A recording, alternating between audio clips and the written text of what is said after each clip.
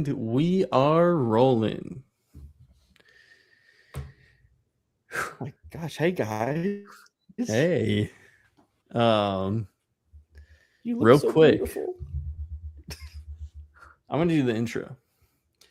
Hey, Let's go. everyone, and welcome back to the Banter Fodder Podcast. I'm your host, Drew, joined by my co-hosts, Michael Hoover Dam and Jimmy Jam, the Walker, Texas Ranger Man. And tonight, we're live streaming. I know we said that we're mostly going to be doing recorded episodes, but gosh, where have those recorded episodes been? I don't know. So we'll chat about that in a recorded second. episodes in the room with us? They actually are. They are. But yeah, before we jump into that, I'm going to put the link in our Facebook group real quick. Put the link in the Facebook group real quick. Put the link in the Facebook group.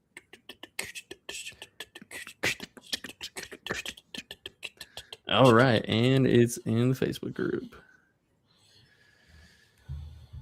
Well, guys, it's been a hot minute since we recorded. It sure has. But we have recorded episodes. They're just kind of sitting on the back burner, and I guess there's no better place than to talk about that real quick. So the three of us have been crazy busy lately. Part of the reason why a few of our episodes haven't dropped yet is because, one, we still need to record the Return of the King episodes. Two, I still need to edit the Two Towers episodes, which that's been on the back burner forever because I've been editing a bunch of other projects. I had a marketing gig that I was working on, editing stuff for them, and then also was like, hey, on top of my day job and for my day job, I'm gonna make 3 mini documentaries and edit all of those by myself by a really quick deadline for an event that I'm planning for work. So Have you ever heard of delegating? I've been busy editing a lot of stuff for Not the Pod, which quite frankly, it's made me miss editing for the pod. So we're going to get back to that soon. And when we get these Return of the King episodes ready, we're just going to drop all the episodes in quick succession. And then hopefully from there, we'll get back into the groove. Yeah. And I have been, like, you've been crazy busy. I've been, I made a post about it on Facebook just recently, finally, but my family is in the process of moving. We're moving to a town about an hour and a half away from where we've lived where I've lived. I've lived in Central Arkansas for, 20 plus years now. So this is a big shift. But I'm really excited. We have some opportunities up there. I'm going to get back into teaching music, and I already have a great opportunity starting there, and it's going very, very well. I'm honestly really more excited than I've been about work ever. I think so. I'm really excited about it, but yeah, it's been tough to find time to even watch a movie lately for me. I'm lucky if I get home and I don't fall into bed. And maybe I get one TV episode in or something like that. But man, it's been hard to watch anything lately. And then, my son started baseball and all sorts of just family life stuff is great. It's actually all really good stuff, but it's a chaotic season. We're selling our house, and there's just we're kind of living in two places, and I'm working and traveling right now while I'm starting this business. It's just crazy and chaotic. And so, so I haven't, a lot of the times when we cancel podcast recordings because of me. And so, just not even able to watch the thing we're about to talk about. So that's where I've been. James, how are you? Good. Busy as well. I just hit the year mark at the job I'm now working, Congrats, and bro. it's less of a. I feel like I have less of a thing that's like taking my time outside of work than y'all do. I'm just getting really tired at work, so that I'm really tired when I get home. Uh, I work at a doing IT stuff for uh, a construction company, and it's kind of that time of the year where all the jobs are either coming down or going up, and whenever that happens, I kind of go nonstop, doubling my usual step count and setting equipment up all over and taking equipment down all over, and um, so, but Have you tried it's turning it on and off again? I told somebody that this week and it worked. There was an issue, and I said, I'm gonna give it to you straight right now. It's Try magic. this, and it worked. So Yeah. Hey, that's how I got my internet issues over here. Thanks. it's a thing. The real It is thing. genuinely a It thing. really is. Yeah. Well, now that we've talked about being busy and where the heck we've been, let's talk about what the heck we've been doing in terms of movies, which we've all been kind of slacking, I know, but movies and TV. Let's talk about that. So Jimmy Jam, give us some highlights of things you've been watching lately. I'm trying to think of what I would have said for when we recorded Two Towers, so that I'm not going over the same things again. Well, if it helps, it's been like a month since we recorded Yeah. that. I watched Notorious from Hitchcock. It's Cary Grant and Grace Kelly, and or sorry, not Grace Kelly, Ingrid Bergman. It's so great. It's so great. It's different from this in ways, but there is crossover. During this viewing, it was the first time I had seen it. It kind of made me feel like how I felt whenever I watched The Black Bag or Black Bag. I can't remember. The Michael Fassbender and Kate Blanchett Soderbergh film. Oh yeah, you liked that one. I really like that one a lot. Yeah, our favorite director, who's now a champion for AI. Let's go. Listen. Black Bag was fantastic. All right. Yeah.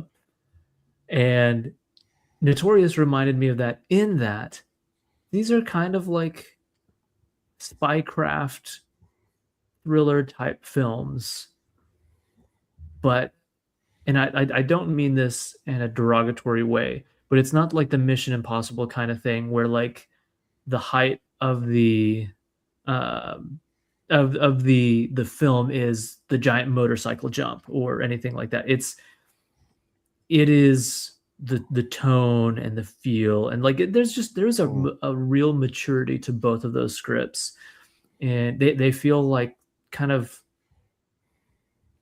movies made for adults to enjoy.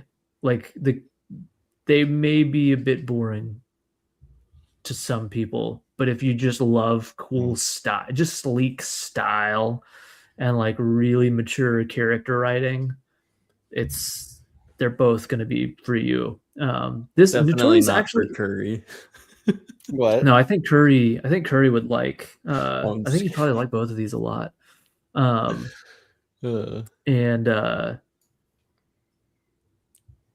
Miss you too, Curry. Curry's in the audience. So there that was a big highlight.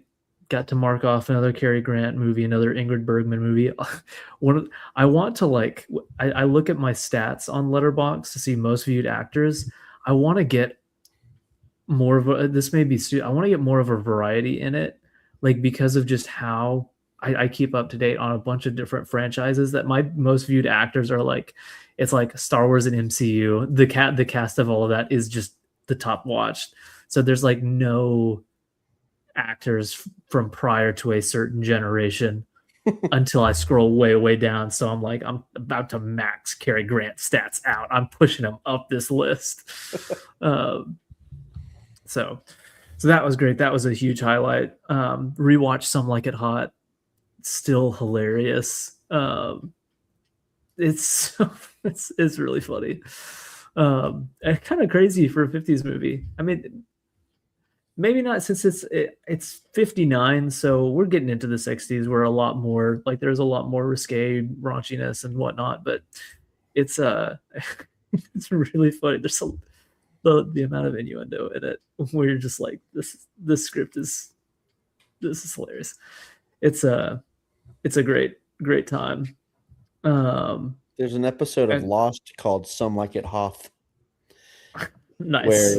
Where Hurley, they've this show goes crazy. They've time traveled into the 70s, and Hurley is trying to write The Empire Strikes Back so that he gets the credit for the movie. It's so stupid. Nice. This is one of the better Lost plot lines.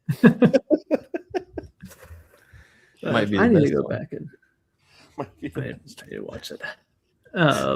You do. We need to You go should. back. We have to go back. Nice.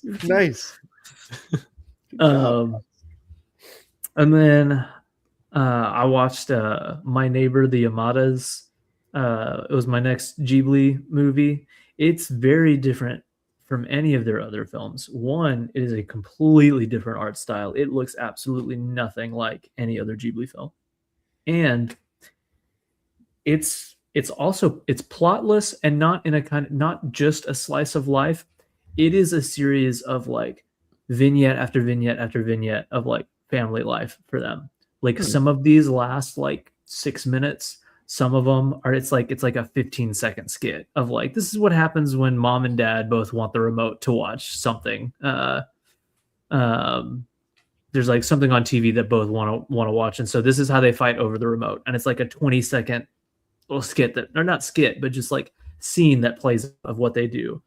And then, here's the moment that, the older brother kind of has his existential moment of thinking about like the world, like the fact that the world existed before he was born, and what happened if he it just kind of charting random little family moments over like a 2-hour runtime. And so it's very, very different kind of movie, but it's really great. It's really delightful, really funny.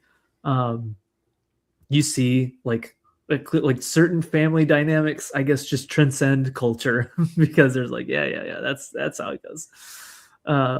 I laughed out loud multiple times. So it was a really fun time. Nice. Curry said one of his top watch directors is the guys who directed the 20 DC animated films.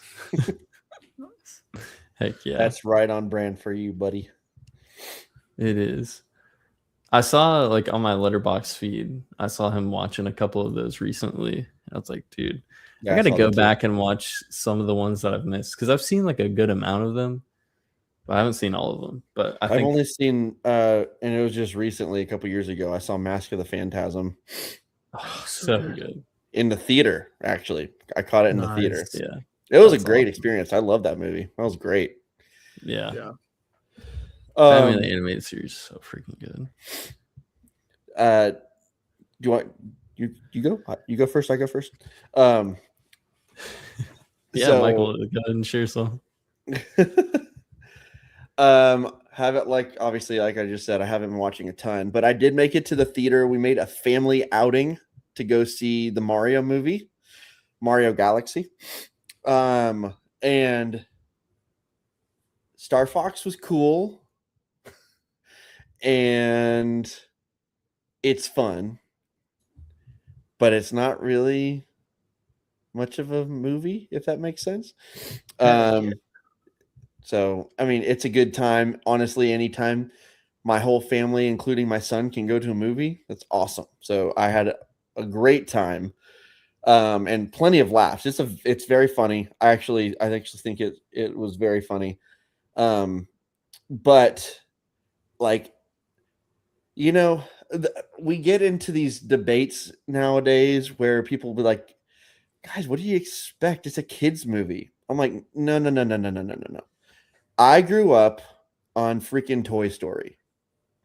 I grew up on Monsters Inc., Robin Hood, Lion King. Kids movies can not only be good, they can be excellent, artistic, beautiful movies. And yes, this movie can be geared towards kids, but I just feel like it's okay to expect a Mario movie to have more of a story than the video games do. I mean, you know, on one front, it's very on brand for Mario. There's really no story. So, but at the same time, man, they're making a movie. Let's do just, if they put 10% of the time that they spent on like having fun cameos and gags in there and put it toward a little extra story, it could be okay story-wise.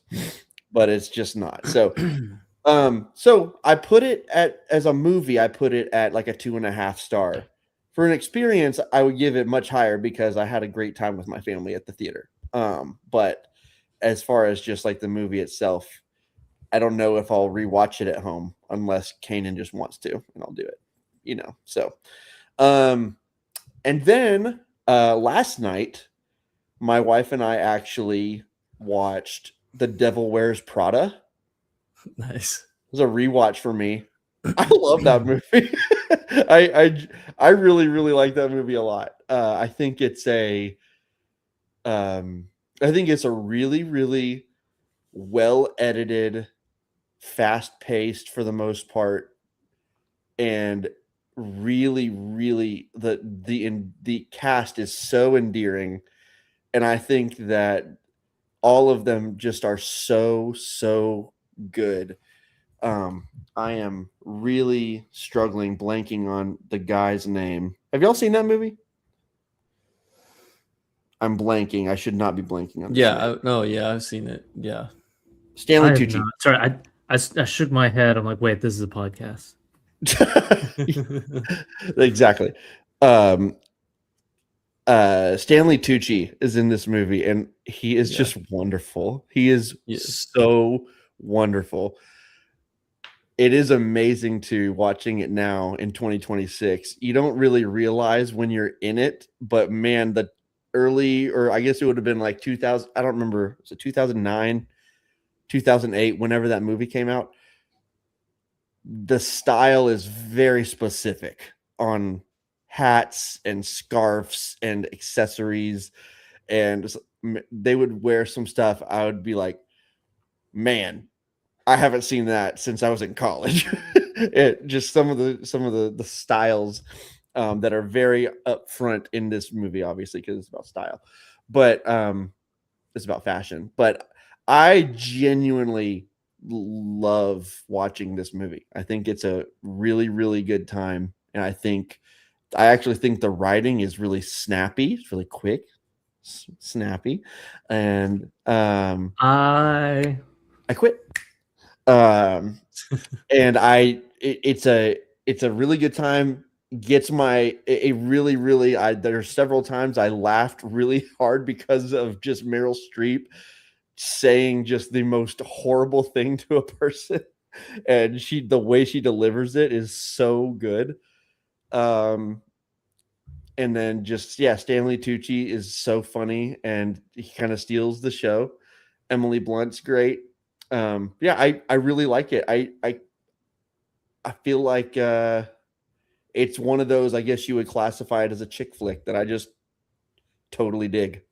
I really am into it. So I think I watched the first half of Return of the King, which we'll talk about another time. And then I have been just kind of randomly, when I find a minute to watch something, I put on an episode of How I Met Your Mother, or I put on an episode of The West Wing. Just my standbys, you know. It's been I did start watching Schitt's Creek again. Nice. So that's always fun. So but yeah, just little things here and there other than that. But yeah, I actually have watched a couple of movies this week. So that's actually been, and one more I forgot. The night before last night, I fell asleep too, so I didn't finish it, but I was watching Sing Street again. Heck yeah. Nice. I was just talking about Sing Street. Connor Man. Lawler. Connor Lawler. Connor Lawler.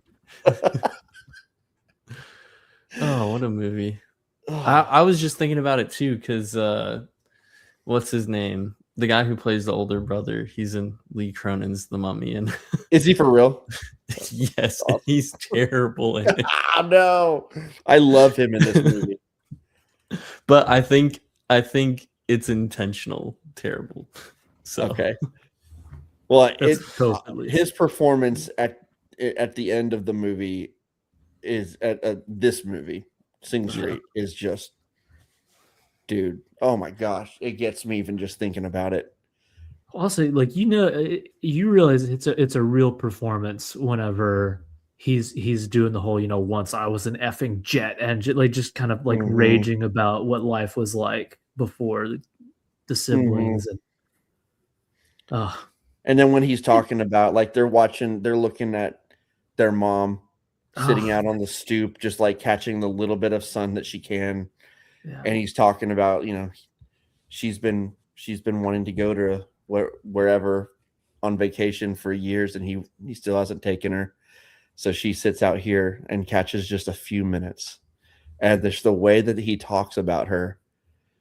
And I don't know, though, it gets you, dude. That movie is so silly sometimes when they're building the band, and like when he's I don't know, when they're like just they're trying to think of names for the band and all that. Like it's so goofy, but also very real. And then it's not like fake. It's not the goofy that's like only in the movies. No, it's not gags. They're like it's genuinely, oh, hello. I actually was like, what is going on right now? Because of your background. It was really weird. But no, it was not like gags. It's like, no, this is how teenagers act when they're building a band. And but then there's moments that get you like pumping your fist. I almost said fisting your pump. Fist my bump. Fist or my bump my fist. But there's moments like when in the music video when he's like, just jump, just pretend to jump right here, just trust me, it'll work. And she just jumps in the water and doesn't even know how to swim. And she's like, did you get it? Like, I was like, yes, that's amazing. She's like, you have to be all in or or something like that. There's just moments of that movie that just really, really get you. And also just like, gosh, the music is so good. Not only the covers, but like the music that the band plays is like the best music of the movie, I think. You're muted, Jim. Must have been the cat. Yes, I think it was. I've had to set up like office, like computers and stuff in different office buildings, and every time somebody's like, "Oh, going up," in my head I go, "Going up." every time.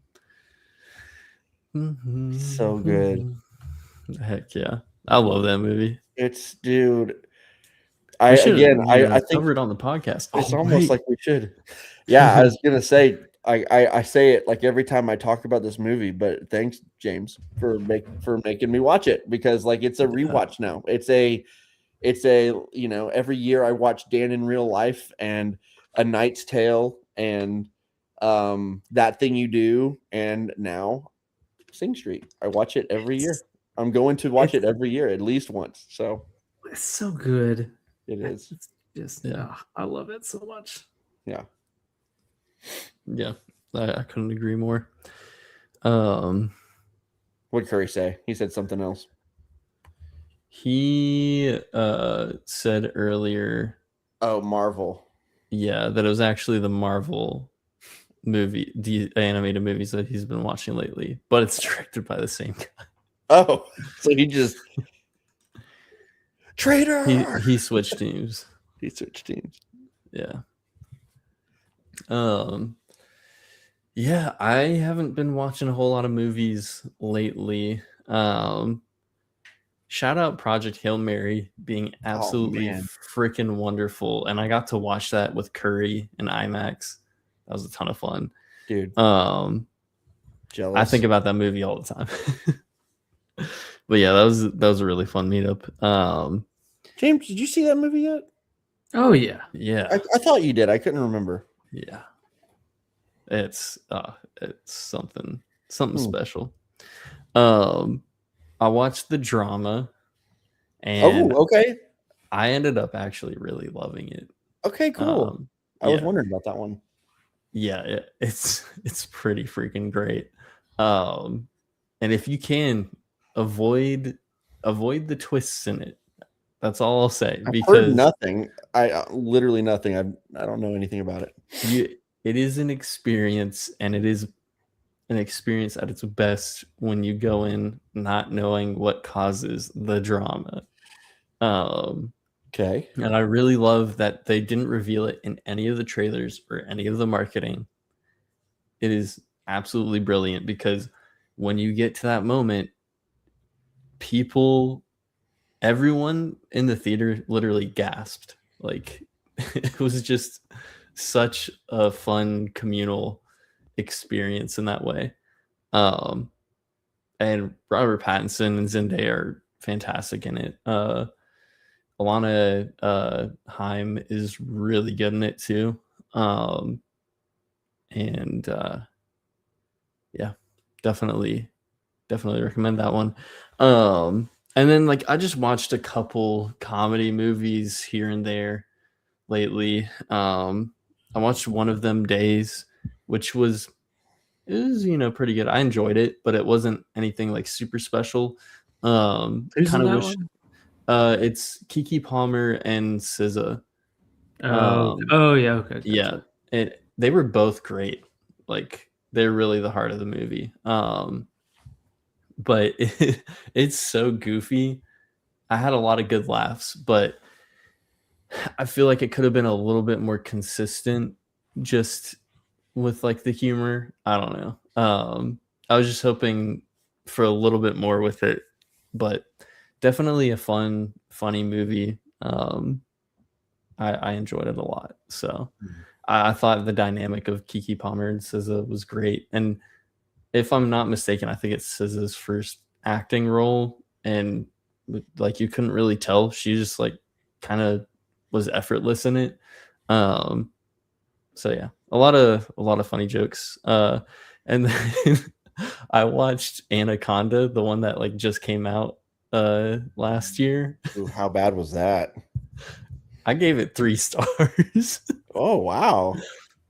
I actually thought it was like it's not great or anything, but it's very funny. And Is it's this Paul Rudd, Jack Black one? Is this yeah, one? Paul Rudd, Jack Black, and then what I'm blanking on his name. He's the guy who's the Steve Zahn. Yeah, Steve Zahn. He's I'm in it too. Sucker for Steve Zahn, dude. He's hilarious in that movie, but gosh, I had a great time watching that. Like I was laughing my head off so many times, and it really surprised me because like it reviewed probably just as bad or better than the original Anaconda, which is funny because like the whole point of the movie is that they're remaking a bad movie, but like they're remaking it in a bad way in the movie. So like I don't know. Meta, bro. So meta. It really is, but $100. It's genuinely funny. So if you're wanting like a fun, like turn your brain off movie, I actually do really recommend it. I had a Glad great to time hear with it. Glad to Yeah. hear it.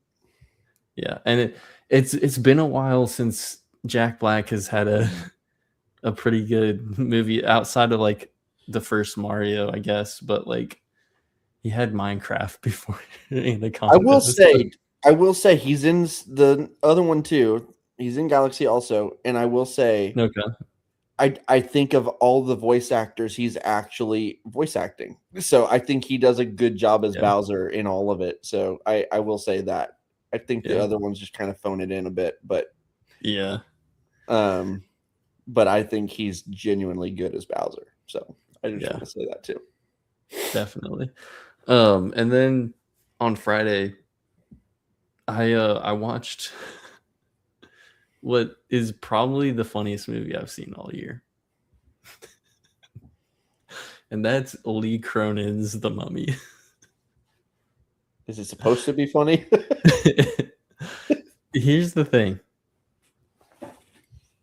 I actually think it might be because there's no way.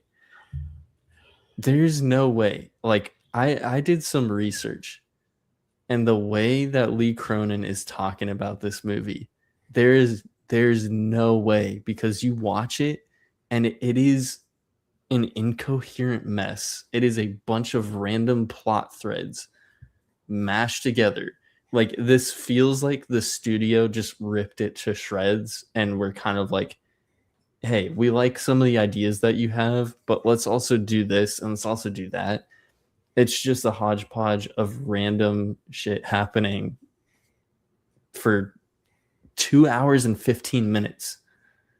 Oof. Most of these R-rated like horror films are like 90 minutes. I was about to say, if you're schlocky horror, man, you try to hit that like smooth 93 minutes and you're out of here. Exactly. So like, it's like, why did they give this so much time? It doesn't make any sense. There's plot threads that absolutely are incoherent and make zero sense. And then like, there's genuinely like from some actors, like, you know, Jack Rayner, that's his name, the guy from Sing Street. He's good in that. He's been good in other stuff. Midsommar. Yeah, he's great in that. He is so bad in this, but like it feels intentional. It absolutely feels intentional. There's so many like just goofy things. There is a shot of the girl who's the mummy. Like basically what happens is she goes missing. They find her, they bring her home, and they would gender swap the mummy. Sorry. She's an absolute like, you know, like, I'm sorry, but like if you saw a child like that, you would be like, no, she needs to go into like, I don't know, she needs professional help. But they bring her home, and there's a scene where the grandma is with the mom taking care of her and like cutting her hair. But before it gets to that, it just hard cuts from one scene to that, and it like does the jump scare sound, and the grandma is just blow drying her hair, and it's like a close up of it. Like, I'm like, you can't tell me that this was not intentionally like just goofy as heck. There's so much of that in it. So like, I actually had a great time with it, but it is a 1-star movie. It is absolutely terrible. But I had a great time because I was laughing at it so much. And quite frankly, my friend and I were probably one of the few people who were actually laughing at a lot of it. But like, I just don't see how you go from Evil Dead Rise to this, and this like not being intentionally funny. Like, and maybe he's being serious when he's saying this. I don't know. But when I watched that and then I go and find out that in interviews, Lee Cronin's like, yeah, this movie like actually really helped me get over the grief of my mother passing away. And like, that was like a big like part of the writing and the themes in it. I'm like, I have no idea how. I have no idea how, because grief isn't even like a part. It's not even like a part of the themes in it. Like that doesn't make. I don't know. So I'm telling you, like this movie had to have been intentionally bad. Like I really feel like there was studio interference, and Lee Cronin was just like, "Hey, we're gonna make this as ridiculous as possible." Hmm. I don't know. I feel like that's the only thing that makes me feel like that wouldn't be the case is if that was real, he would have had to have jumped out ahead of this because it's. I feel like this movie is now poised to kind of like get his career off track because he Yeah. seemed to be like following Evil Dead Rise. It was like, oh, Lee Cronin, that's the name now. And I feel like this has kind of tanked his reputation. So if it's supposed to be bad, I feel like he should be out there be like, no, guys, I promise it's supposed to be bad. I know. Because otherwise, I think people are like, maybe we're getting off the Cronin train. Yeah. I don't know. Yeah. It's one of those things of like, it feels like it has to be intentional, but at the same time, like there's a good chance that it's not, and that he's just like a one-hit wonder. Which I hope not. I mean, like there actually is like some redeeming qualities to it. Like there's some pretty cool shots in it. You hear a lot of buzzwords of like split diopter shots, and there's a lot of them, and some of them are pretty cool. And there's other stuff in it that's kind of cool. There's some really gnarly practical effects. I'll give it that. But yeah, if you want to watch a bad movie, that's a good one to watch because it's not boring for the most part. It does drag at points just because. Well, yeah, that runtime. Yeah. Yeah. I will say I was kind of de-hyped pretty quickly with that one because I want the Mummy to be horror again. Like I want, the Dark Universe was such a failed experiment. And then, Invisible Man was a cool modernization, but then Wolfman was what it was, and now this is what it is. After like Nosferatu came out and made a lot of money. And it's made me long for like period horror again. Like let's go back to like the Universal horror monsters, the Hammer horror, where like we're getting Dracula's castle and Castle Frankenstein and werewolves terrorizing like villages and 1920s British men twirling their mustaches in Egyptian dig sites, and it's like cool sets, cool period piece, super like moody atmosphere. Like I want that. It became so clear so fast that this was Evil Dead with a mummy skin. And it's weird because like actually most of the movie is not that until like kind of the third act. Because a lot of the comparisons were like Evil Dead, but like the bulk of the movie doesn't really feel like that for the most part. And like there's a good chunk of the movie that actually does take place in Egypt, and it has like Mummy proper, and that stuff I'm like, oh man, you should have just kept the movie in that setting, and it would have, I'm not saying it would have saved the movie or anything like that, but it would have been more interesting. But like it reaches a certain point where it gets so ridiculous in its plot, and once it does that, then it feels like it's trying to be like Evil Dead. Yeah. It just seemed like it was. She just in the trailers, she just looks like a deadite to me. Is like I mean, she's written the way, just judging by what made it into the trailer, she's just written like she's that. Yeah. So definitely. I'm just ready for Mummy 4, y'all. Oh yeah, I am too.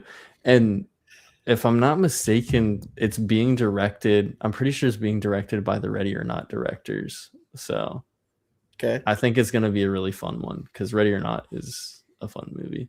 I haven't seen the second one, but the first one, ton of fun. And I love so the original. it might Sorry. actually be a little spooky too, because Ready or Not is a horror film. Well, the original Mummy is kind of spooky at times. Yeah.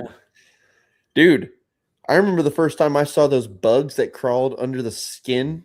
I never went near roaches again.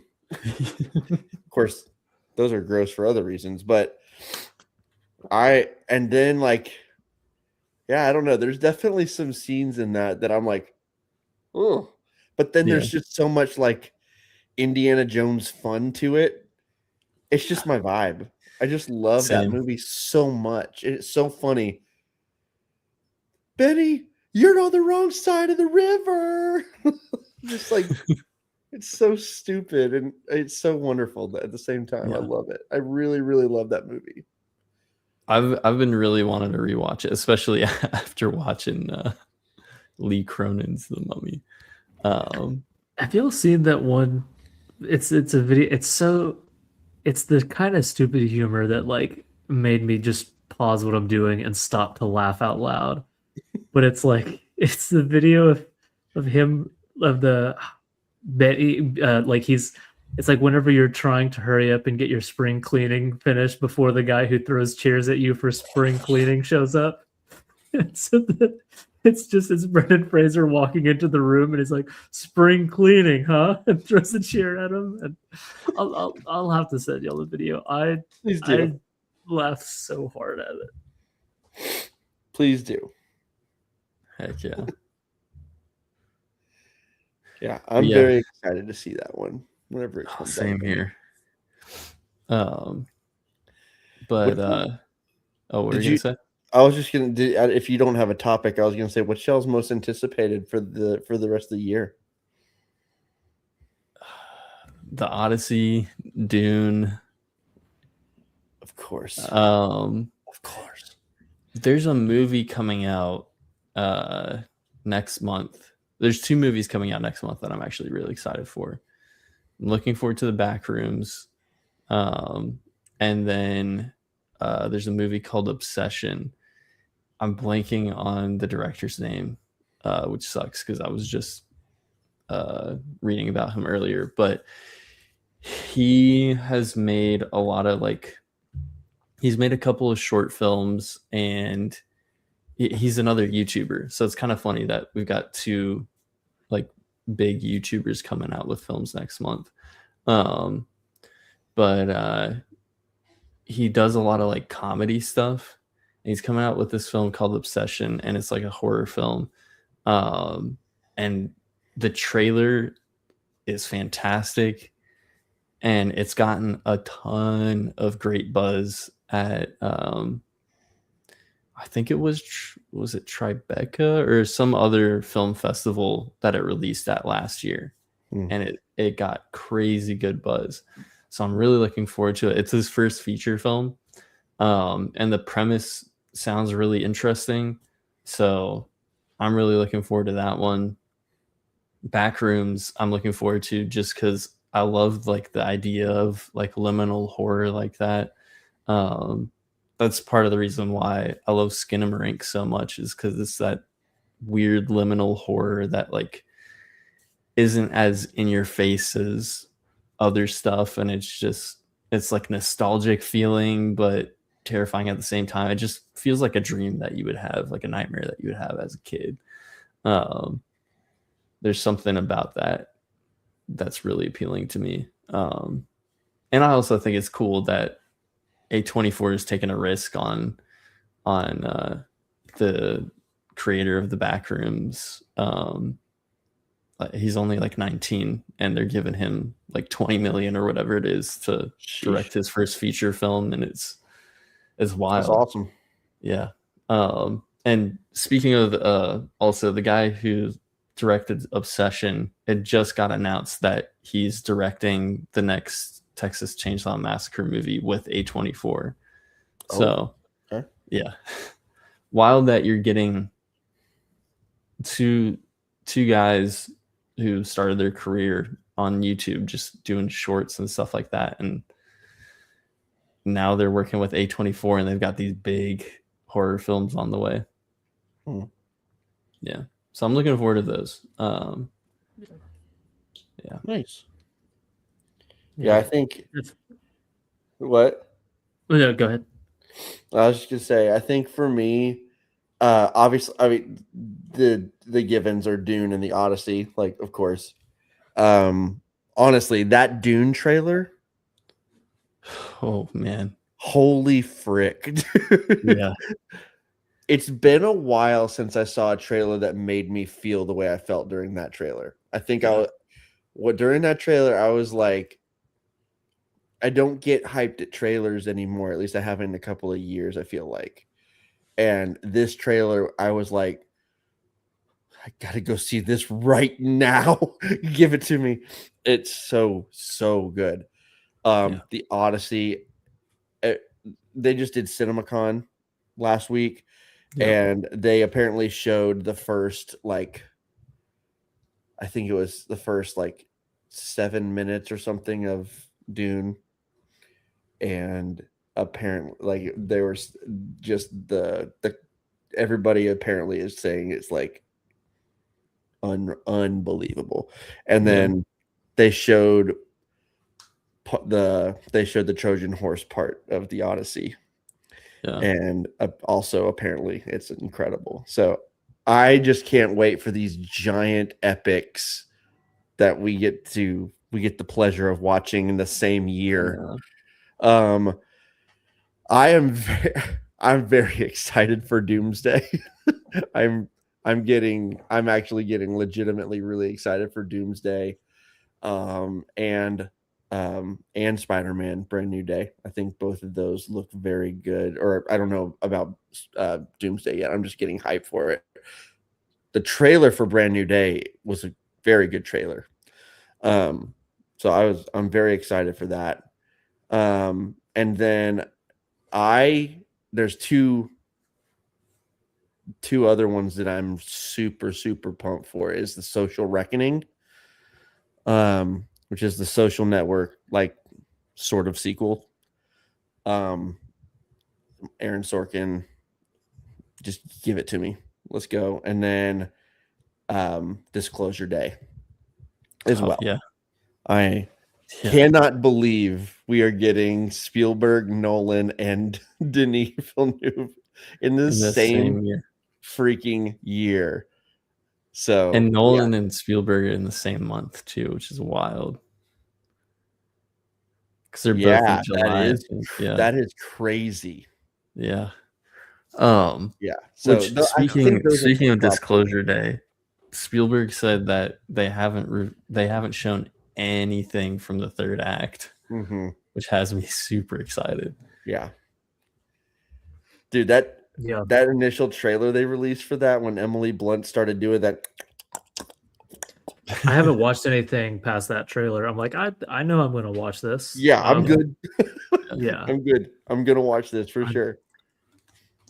I'm super hyped for that one. I'm happy for Spielberg to be kind of back in that vibe. Me too. We know he can literally do any other kind too. But he's been in so many other kinds of vibes for so long. I'm ready for him to be back in the aliens world. Yeah. Like, just, he makes those kind of, like, they're populist, but great. Like Project Hail Mary. Like, everybody went and saw it and everybody loved it. And like, that's what I expect from Disclosure Day. It's just, it's a movie that everybody's going to love. Yeah. So I'm super hyped for that. Some other ones, Dune and The Odyssey, are obvious. I'm really excited for Werewolf. Eggers' new film. Oh yeah, it is gonna, everything he said, this is gonna be a dark and brutal movie. And I'm up for it. I'm here for it. I'm a little scared to dive into his filmography, man. I watched the most accessible of his movies, from what I've been told, and The Northman, and it is still at parts. I was like, I can't even imagine what Nosferatu is like, or what Werewolf is going to be like, or what The Witch is like. I don't even want to watch The Witch, to be honest. I don't even want to. Very creepy, but so good. It So really good. is. Yeah, It's just fantastic. not my kind of movie, but I respect him a lot. He's really good at those period pieces. Yeah, just that's the thing. Like I even if it's just him, I need that one guy who's just gonna go all in on like, Mhm. no, if it's set here, it's set here. Dang it. So I'm super hyped for Werewolf. I think it's gonna be amazing. He's on such a freaking streak. I'm also really excited for Digger. Yes, Oh, Digger. I know. Yes, I forgot about that one. Yeah. Everything that teaser of just him with the shovel was Mhm. like what is this? And I'm sure it's going to be very different. But when they're talking about Tom Cruise in comb overs, I'm thinking of Grossman from Tropic Thunder. Yeah. Like Yeah. just Tom Cruise being like, let's lean into the I think he's in a fat suit and he's good at like I don't know. It We haven't sounds seen Cruise in a role like this in a long, long time. probably not since Tropic Thunder. Tropic Thunder, yeah. And I love him so much in Tropic Thunder. I think he is so incredible in that. Yeah. I need to watch Tropic Thunder. I watched it once, and it was right when I got my wisdom teeth pulled, and I was still a little out of it. Let's just say, and you'd think I would have thought it was funny, but it had the opposite effect on me. I don't remember thinking it was funny at all, but I don't remember much at all. So I want to try again. And I feel like I would like that movie. I've seen clips of Robert Downey Jr. and I feel like I will love this movie. Yeah. I think it's pretty great. It's an ultimate for comedy. But Tom Cruise and Bill Hader together, their scenes are so good. Bill Hader's in it. I forgot about that. So everybody's in it. It is just an onslaught of like, oh my gosh, I forgot he was in it. Oh my gosh, I forgot he was in it. But anyways, so yeah, I'm really excited for that. I think I don't know. I don't know what it's going to be, and that's what has me excited. Yeah. Curry said the Furious looks great, and I don't know what that is. I don't know if I've heard of that. It's a Fast and Furious spinoff. No.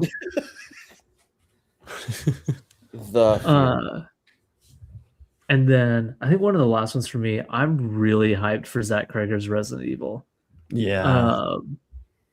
I really liked Weapons, and after watching Weapons, I was then like, okay, this guy, he's gonna be perfect for Resident Evil because it's like Weapons has genuine moments that like scared me.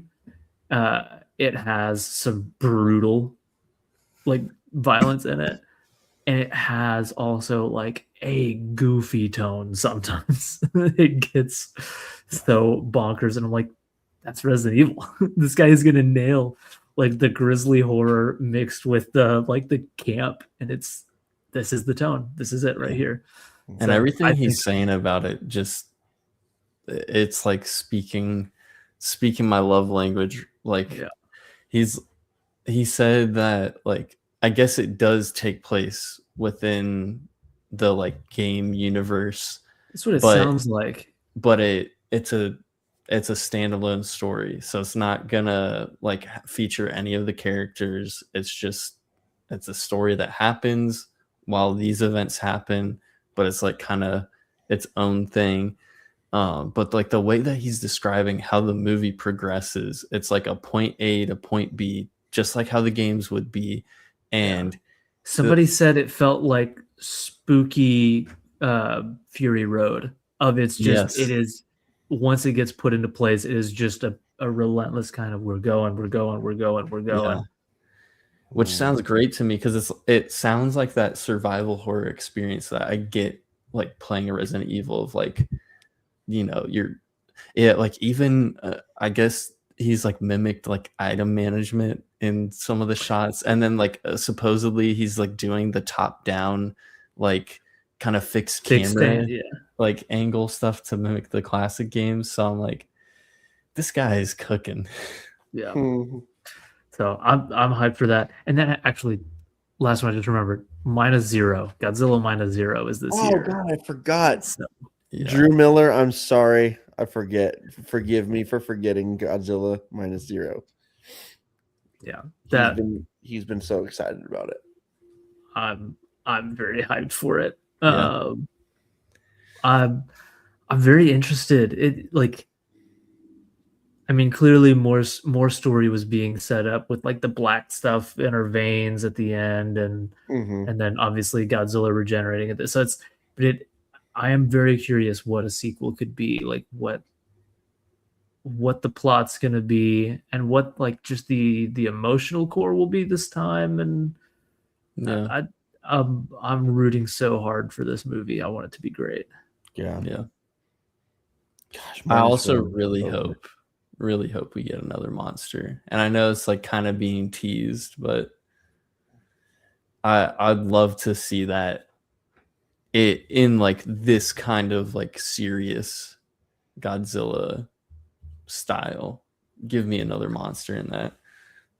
Because I feel like 2014 Godzilla did a good job of having monster versus monster without kind of betraying the serious tone of like, it's a real movie kind of thing. So as long as like what made and I'm not a Godzilla fan, so I'm coming at it from a very specific point of view, but I don't like the Godzilla movies that I've seen that are so focused on and I'm really just talking about the monster verse, the legendary stuff that we have now with the Godzilla versus Kong and the giant spectacle stuff, and the humans are basically just meat puppets who have no personality, or there's no sometimes they have too much personality. They have too much personality and just no story, no emotional core whatsoever.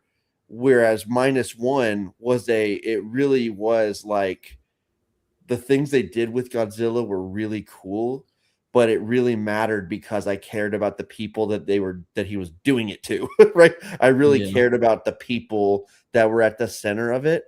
And as long as they stick with that for -0, they can do however many monsters they want, and I'll be happy. I don't want them to lose that, because that's what made the first one so beautiful. I cried. I don't cry at Godzilla. Yeah. That's the only time I ever cried at a Godzilla movie. Yeah. I've seen most of them now. But yeah, no, I couldn't agree more. And like, I also don't want them to take the route of like, oh, well, Godzilla's actually like a good monster. He's a good monster now.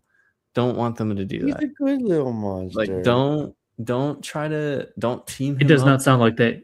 Everything they've said is that Godzilla is bigger and like he's angrier, mean. He's better. He's too much for Mr. Incredible. It got busy.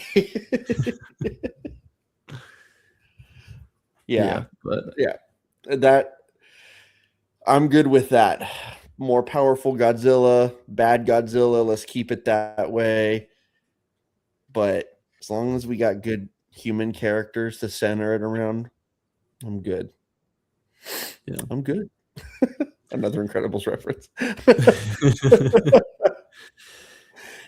You say I still got time. You're mega ultra lightning, babe. I'm good.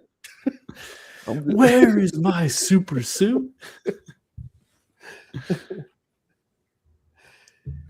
The Incredibles is incredible. Women always want us to just tell us their secret identity, thinking it'll strengthen the relationship or something. No capes. No capes. My God, you've gotten fat.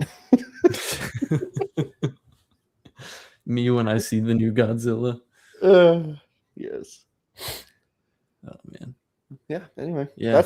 I think this is potentially a really, really cool year for the movies. I think so. I'm really excited. A lot And of there's big movies, a lot of small movies, Yeah. everything in between. It looks like it could be a cool year for like fun, cool, bigger movies that aren't tied to anything. Mhm. Yeah. You know. Well, I mean, I say that. I mean, it's Dune Part 3. All right. Like, And it's the Part 3. Odyssey. But I mean, Well, but like, you know, it's not. It's the Odyssey, not part of like a franchise, and it's like a big Right. sword and sandals Yeah. kind of epic again.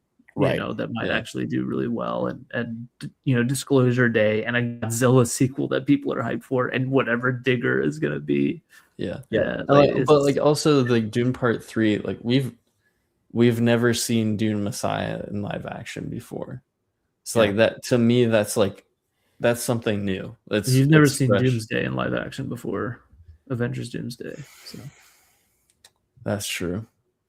I can't wait. I'm doing it, dude. I can't wait to I have trash I have on it. to do it. Oh, dude, come on. You were pumped that night. I remember talking to you. You were pumped that night. They released all that stuff about Doomsday. I know. You I were was pumped, like, and you betrayed me. wait, are you the casting chair stuff? No, not the casting chair. No. Chair Watch 2026. Okay. No, the It was the Comic-Con initial reveal announcement. of RDJ. Oh, see, and that the dehyped me Russo. like so fast. It hyped me, and I've remained hyped. And I It hyped me at first because I was like, "What in the heck is happening?" But then when I thought about it and I talked about it, I was like, "I don't know." It screams of Phase 4 tanked. Somebody call RDJ. Somebody call Yeah. Chris. Somebody get everybody back on the horn, please. Here's what I know. Okay, here's all I know is that I know nothing about the movie itself, but I know that right now Marvel is actually on a bit of a winning streak. They have, and I haven't seen everything, so I'm just going by general perception right now on Daredevil is apparently really good this season also. Born Again, and Wonder Man was apparently very I've heard good. it's incredible. I know, I've heard it's very, very good. Yeah. So that's two shows that are very good, apparently. And then not only that, you also have last year you got Fantastic Thunderbolts. Four and Thunderbolts, which were both good to very good. And now if you get Brand New Day and it's killer, which it looks very good, Marvel has spaced out their stuff. They're not flooding the market with stuff all over the place, and it's just mediocre. Now it's looked like, okay, we got quality stuff again. You got a good Spider-Man movie, and then you were going into Doomsday, and For the 6th swan song for the Fox X-Men. yeah, exactly. I love that Matrix meme of this is the 6th time we've sent the X-Men on their swan song. We are very efficient at it. Like for all the hate I can give it though, I'm gonna be there day one. Yeah, I'm curious. I'm curious. It could but I be mean, terrible. even you have to admit, like they're on a quality win streak as far as things go. I don't know. It's like, to me, when I think win streak, I'm thinking like it's banger after banger, and like I haven't heard quite the same praise. I've heard Wonder Man is good. I've heard it's beyond good. I've heard from a lot of people, actually, people in my real life and the internet. So I haven't personally got. And you can trust the internet. Trust me, the internet said it. And then I've heard that Born Again season 2 is good, but is still like there's still elements of season 1 that people didn't like that are still kind of present in different ways. And then I heard Thunderbolts was good, but it's like Thunderbolts is good in a way that, like, I don't know, just during regular kind of whenever the MCU wasn't in dire turmoil, it's like one would come out and you're like, okay, yeah, that was another good, okay, like not like a, oh man, we just got like an Iron Man 1 or a Winter Soldier or a, Guardians, or like it's like a, hey, it just feels like the bar was so low with the Disney Plus and Quantumania and Love and Thunder that, like, a pretty good movie is all of a sudden like, the ship is correcting this shit. It's like, they made a pretty good movie. I don't know. That's I'm taking all of the things into account, not just Thunderbolts. I'm taking it 2 good movies, and it was the only 2 movies they did last year. I think, right? Because Brave New World was still kind of like, we're still trying to get out of the bad era. That was not good. But then since then, you got Fantastic Four, which was excellent. I really like Fantastic Four a lot. You did, yeah. Sure. And then you've got Thunderbolts, which was, to me, actually not quite as good as Fantastic Four, but I thought it was really, really good. And then you also have, for them to be even having quality TV shows when they have been very hit and miss with shows, it took, I don't know, it's more than just one win. And we're saying it's, they've righted the ship. I'm saying if they have these 4 wins and they got Spider-Man and it's a banger, because Spider-Man movies, like if you got a Spider-Man banger going into Doomsday, I just feel good. I don't know. I'm on a hopeful surge right now going into this. But yeah, I don't know. I'm gonna be the lone MCU guy on this podcast, and I'm okay with it now. Well, it's not that I'm rooting against it, and I will say, okay, like, sure. No, but like, also I feel like Gabe and I tend to be pretty dialed in on the MCU, and he, like, I know he thought Wonder Man was good, but not like amazing, and he's enjoying Born Again season 2, but I don't think he thinks it's incredible. And then I know that he and some other people in the chat were like, Thunderbolts is good. It's good. So it just, I don't know. I generally don't like, I see 4 things that are like more good than bad. But it just comes down to like, phase 4 and 5 felt like they were so directionless that they were like, get the Russos back, get RDJ back, get Chris Evans back, bring in Fox X-Men. Are those like Deadpool and Wolverine was a thing? Like, let's just, every new person, we put together the new Avengers team, and people looked at that team and are like, who the frick are any of these people? None of these people are leading anything. Let's go back to a greatest hits. It just feels like it's setting up another greatest hits movie with, like, nobody, you can't send RDJ off on a high note. It's like, we'll bring it back. And you can't give Steve Rogers that send out. It's like, no, you got to bring Steve Rogers back. It's like, no, like, what you should have done is created a great next set of characters, and nobody's excited about any of the next set of characters. About, like, that's the big problem to me, is no new character, no in phase 4 or 5, no character who's had the torch passed to them over these last several years. Nobody's going into Doomsday hyped about any of them. Everybody's going hyped about the people who have been here since day one, because the last several years feels like a total waste. And it's like, well, let's get back the people who sell tickets. Let's put them back in a movie, because we've spent 7 years building up a team that nobody gives a crap about. So it just, I'm putting together a team. and it's the same team that I put together before. You'll never believe it. No, I think I totally get it. I think that there is, for me, I personally, I don't have a problem with them recognizing that they are in a bind. They're kind of owning that it's been rough. Let's let's get a big Avengers movie with the people who have done the best Avengers movies, and let's do this big, I don't know, let's do this big event movie. And I don't know, I'm kind of just very curious about what they're going to do with RDJ and Chris Evans in it. Like I don't feel I don't know. I just don't feel like they would have.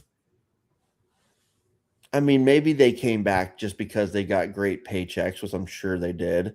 But I just feel like those two guys had great send-offs, and they wouldn't just come back for a terrible thing. But that's like it's. I know it sounds cynical, but they had sent. That's the thing. It's like they had send offs. They had 100% on-screen send offs, and it's. But you and I both like know. to me? But you and I both know this is, and again, there are issues with this on a philosophical level. But we're finishing out the multiverse saga. There's gonna be versions of these characters, other versions that we already know or that we don't know. And I guess I'm just I don't know.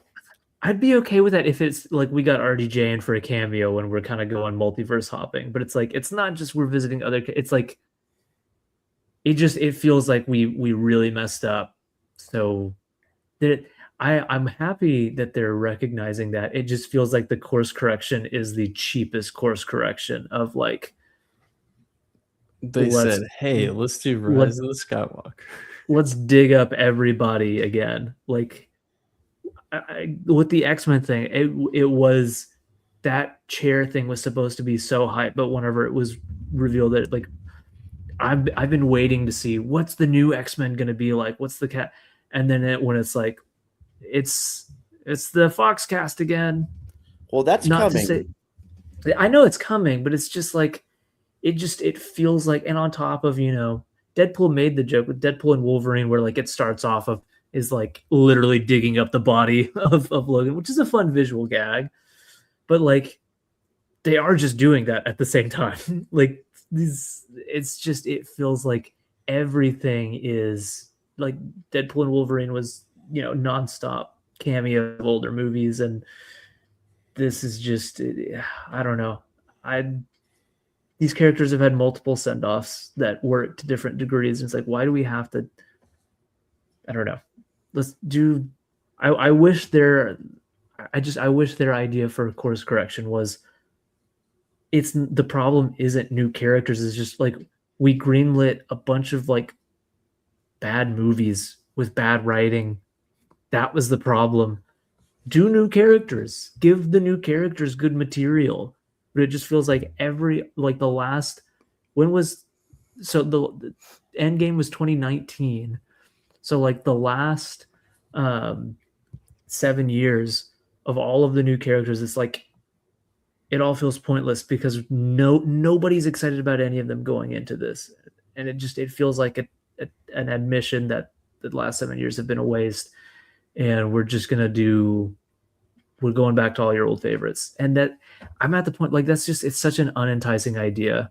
Like it's unexciting to be like, it's the guys you like again, who shouldn't be here. They had their great send-offs. It's why like the Toy Story 4 announcement, I was like, nah, we did it. You did it. You made a perfect trilogy. That's never happened in the history of film. You made the perfect trilogy.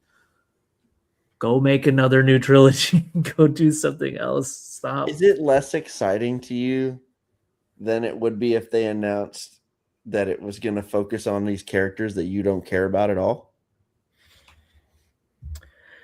I feel like it's kind of a neutral. I feel like the big problem is like there's kind of no way to set up like the perfect Avengers movie at this point. Yeah. Because it's been 7 years of disappointment, really. But I think if it was if even if they were just bringing back the Russos but sticking with this, like the kind of the newer characters, and then it was announced, because we do have, I am hyped about Fantastic Four. Yeah. And they could bring in Daredevil, who hasn't gotten an on-screen, like except for the Spider-Man cameo, like bring him into the films, and if they, instead of resurrecting the Fox X-Men for the fourth time, if they were like, this is gonna, and like a new, like it was Mads Mikkelsen as Doctor Doom instead of whatever this Tony Stark variant nonsense BS is going to be. That it makes me so angry that Doctor Doom is going to be a Stark variant of some, like. We don't know for sure yet, but We it don't probably know, will be. we don't know that. We don't know that, but the thing is, they cast RDJ for a reason, and there's no way they're not going to tie it into the fact that it's Tony Stark in some way. That people are going to see him. I think that actually creates a drama that's actually it could be kind of cool. Like I find it so uninteresting. I already had Civil War. I would much rather them have that than they cast RDJ and he wears the mask the whole time and it's like, why did they cast him if he's wearing the mask the whole time? I would rather if they're just like, dude, he did a voice and it's amazing and he's behind a mask so we can cast him again. So like, I would so much prefer that than like Robin. The rumor is it's gonna be that, like, based off of CinemaCon. I know that he does a voice. Yeah, he does a voice. Why? Because we're just gonna rob Victor Von Doom so that he could tie him into Tony Stark in some way. That's so, gosh, from the ground up, that is an annoying idea to me. You're an annoying idea. What? No, he's a great character. He's a great character, and now he's already has, with everything with Latvia and it, like he already has so much great material you can work with, and now the entire crux of the drama is definitely going to be derived from. They're going to be like, oh, he looks like Tony. It's like every great story that you could have told, you throw away because he looks like Tony. That's not where the drama of this character should be derived from. It has never had anything to do with Doctor Doom, and it's going to have everything to do with him now. It makes me so angry. He's never been done right on screen, and I'm worried this is going to continue that trend. Like, we're never just going to get straight up Victor Von Doom, Doctor Doom. It's never just going to get to be the villain he's supposed to be. It's always they're going to mess him up some way. Oh, it's so frustrating. They've never messed up. They've never messed up a character by tying him too much into Tony Stark. What are you talking about? Well, it's going to happen. I'm just kidding. I actually, but so all that to say, Spider-Man. All that they didn't mess up the character. I think they leaned a little too much into the Spider or the Stark tech and the Stark tech for sure. I love Homecoming so much, and I think Tony is so perfectly used in that movie. I do too. Far From Home was the big miss for me out of the But I guess to quickly like wrap up the answer to your question of like what would I think I would be a lot more excited if it was like if they acknowledge that these characters have had rocky starts, but we're really, because we're also like, we've been saying, so this is our new Avengers, but we actually haven't gotten the official, this is the new Avengers. So if they were like, listen, we're bringing everybody together, we want this movie to kind of consolidate them into a recognizable team for audiences to see as, okay, so this is our Avengers. You don't have to speculate. You don't have to just be like, well, I guess it would be that person because they got a show, and I guess it would be like, here's the new Avengers, the Fantastic Four being brought in. We got this great, like I said, if they were like Mads Mikkelsen as Doctor Doom, I'd be like, heck yes. And they were like, also the Fox, or not the Fox, but X-Men are being brought in, and this movie is going to give you, boom, here is your new X-Men cast. I would be so much more excited for just a hype series of casting announcements for a new X-Men group going into Doomsday than being like, James Marsden is back, and Patrick Stewart is back, and Alan Cumming is back, and like, whatever. Everybody you've ever liked in any of these movies, they're back. See it, please. Oh goodness. Well, I'm ready for Doomsday. I think it's Doomsday is going to be a good day.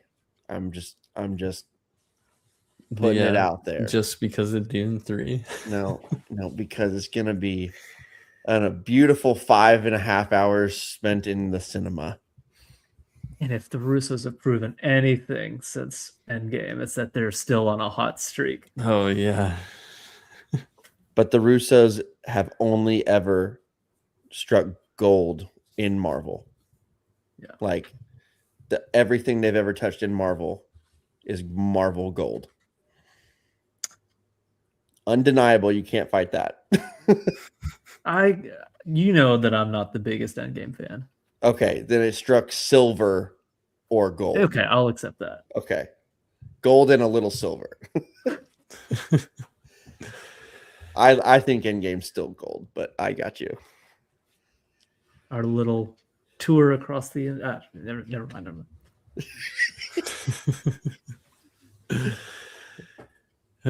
Join us next week as James rants about Endgame.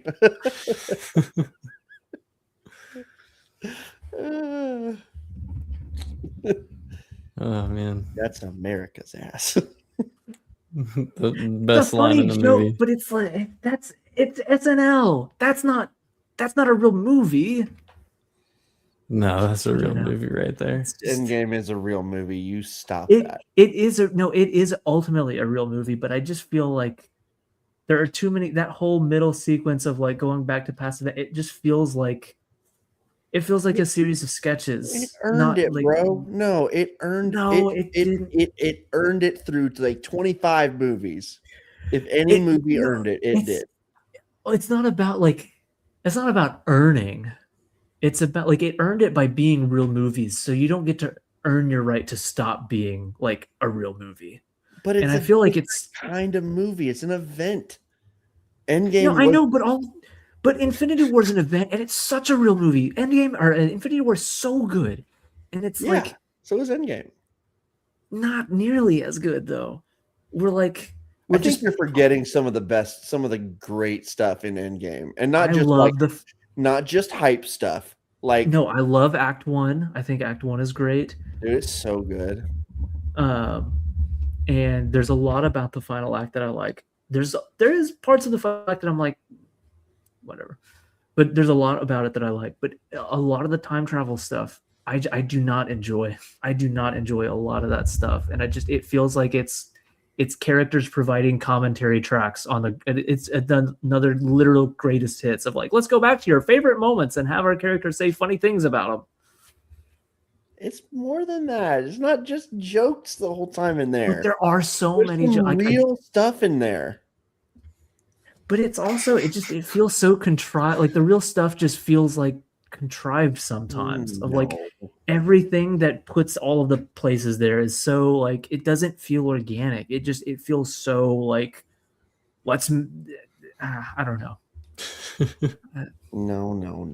Yes. The stuff with Nat and Renner. Hawkeye, Clint. The stuff with them was so good and heartbreaking and gut wrenching. The stuff with Tony and Howard, it's so good. Dude, no, come on. The stuff wait, hold on. The stuff with Tony and Howard and Cap. Come on, all that was good.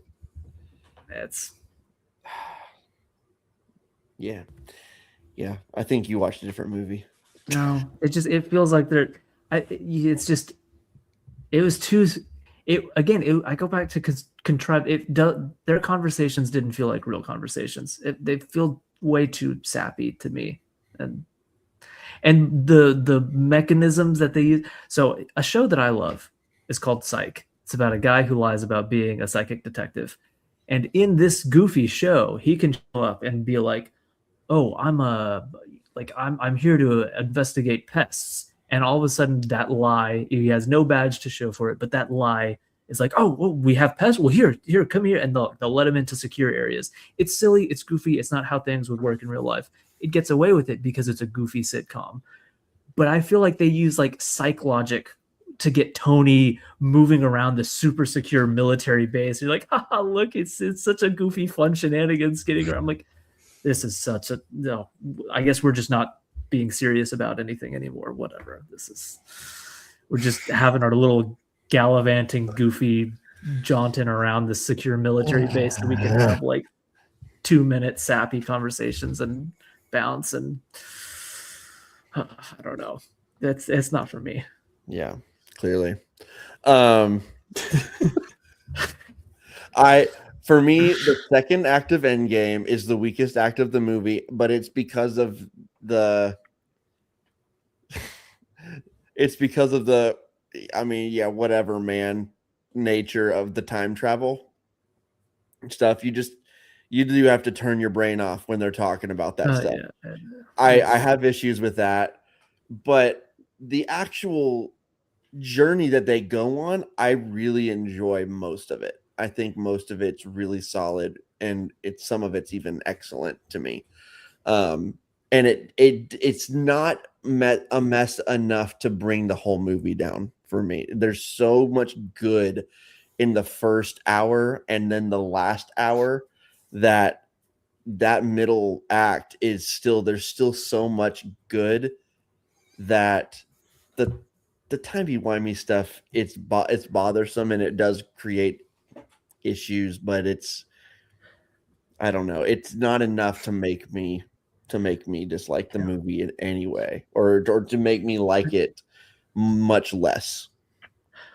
Yeah, I think last thing. Sorry, I didn't mean to go on. That's all good. I'm enjoying this, Drew. I don't know about you. I'm checked out. I'm listening. I'll be done. I promise. I feel like they had two different options in terms of like ground level approaches to the middle act, and it could have either been like, it could have been what they went with, which is, this is the end, this is a celebration, it's going to be full of homages, and we're going to walk through our favorite moments in the past, and it's going to be, we're just going to have a great time remembering all the things that we did to get here, which is fine, I guess. It feels too meta and too borderline fourth wall breaky, where it is the nature of what it's being. It can only be that if it knows that there's an audience, and it knows that like this is being seen in a big theater. And so it's like, it feels less subservient to this great trying to be a great story and a great movie. And it feels like it's made just way too aware of an audience. But it's the direction they should. The direction I would have preferred is like, going into it, they're like, we have our one chance, this is our only chance at doing any of this. I wish that it just felt more desperate, that it felt more like it was less about like, let's have fun, like, oh, so he's an idiot, we're looking back at Guardians 1, and we're looking back at like, less of like, we're just here to have fun, and aside from the Nat and Clint stuff, like, we're having fun looking at all their movies. And more of like one scene that just bothers me is when they're in New York and they think that they messed up their chance and that like it's done. And there's like just a stupid petty argument that goes back and forth that is 100% played for laughs. And I'm like, you guys just think that you let half the world die, you're never going to see your loved ones again. And this whole mission is now for naught. Like, this should be a serious scene. And we're now having like goofy banter back and forth because we think we messed up. It's like, well, no, hold on. No, this should be, I wish all of the different missions felt like this is it. There's no second chances. We are committing to the seriousness and the gravity of the situation. It just feels like there's so little gravity and seriousness throughout so much of that. It is just there to like it exists to reminisce, and that's where it stops feeling like a real movie that's serving itself, and it's more serving a broader kind of cultural moment thing.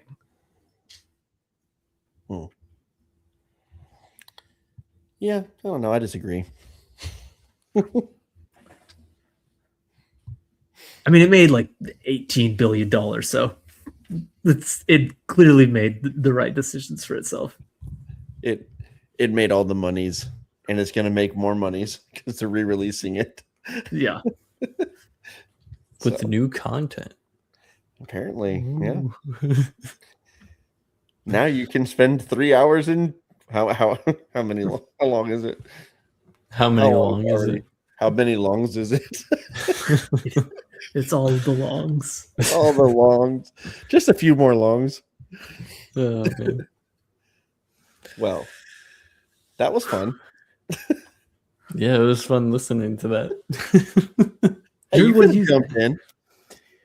I had nothing to say. You were once my friend. You were once my ally, my MCU defender. I still defend some NPCs. You never ever defend the MCU. I don't remember the last time you did. Because it hasn't been a while. It's been a long while since we've had something good. No, it hasn't. You Fantastic Four wasn't good.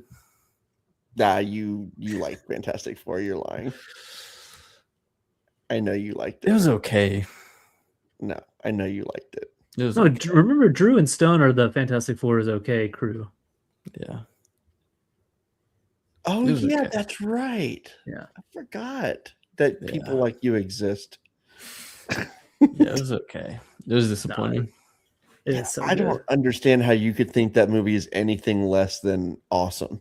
That third act is ass. Awesome. It's No, ass. Yeah. that's one of the better MCU third acts. Nah. Silver Surfer randomly shows up out of nowhere to save the day. Not That is randomly, it's set trash. up. The breadcrumbs are there. The breadcrumbs are The there. breadcrumbs are Yes, they are. absolutely Absolutely there. not. It is 100% everything to do with Johnny leading up every scene. He's got like 5 scenes that build up to that moment. No. Yes. No. 100%. Yes. No. James is right. Yes. Yes. No.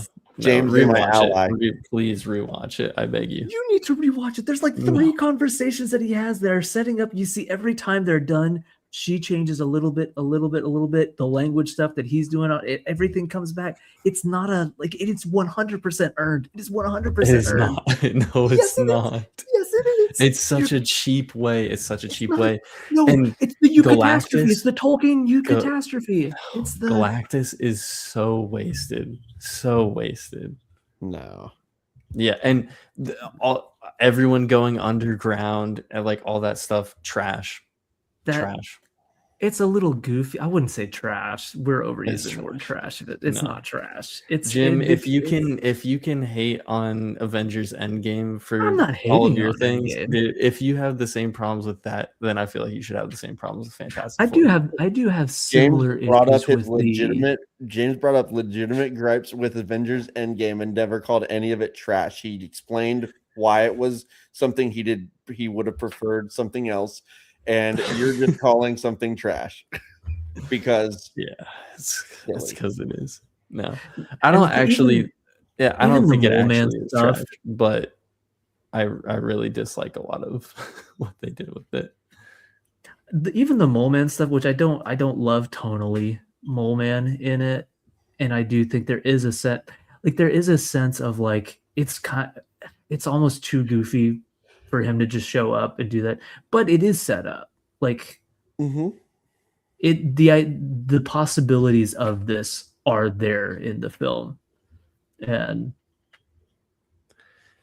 It's just, to me, it's boring having a completely empty city, no stakes. Like, I mean, I know there's stakes, but like it just doesn't feel like that because it's a boring empty city.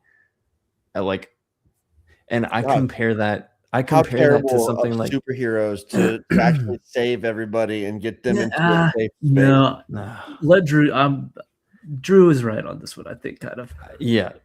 Compare These that, and I know comic that book movies need to stop being deathly afraid of the idea. Like, if these city dangers are going to show up, I want Fantastic Four to save people, but I want it to. I need people Man of to Steel. die first. where It was needs this? to Where be was like this Man of issue with Steel. James Gunn's Superman though? Because that one was Exactly. to me He that did was the super same thing. cringeworthy. Where like they make sure that you are well aware that the very last car, like the only car in all of Metropolis that was ever even kind of in danger, gets saved.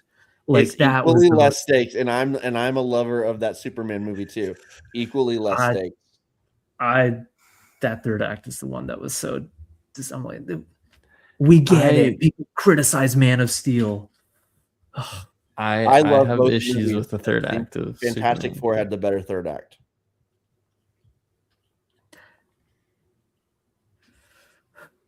I would agree because I'm more invested in the game of Keep Away with the Baby, but both third acts of those pale in comparison of Man of Steel's third act because it wasn't afraid to say that frick, people are gonna die. And that's the point. That's these superheroes have to act. They have to be there because people are dying around you. Stop. Even the first Avengers movie, you had those stakes, and they made it a big point. Yeah, they had consequences for it and all that later too. Yeah. So like, Yeah. I love that too. But I just didn't have by I didn't have any problem with them taking this approach either. I don't feel like I don't know. If it weren't just a consistent problem with the genre to me, it wouldn't have been an issue where it's like, oh, that's what this one's trying to do. But it felt more like, so this is this movie's approach to the same thing that I always get annoyed with. It's like that's how this movie's explored so many.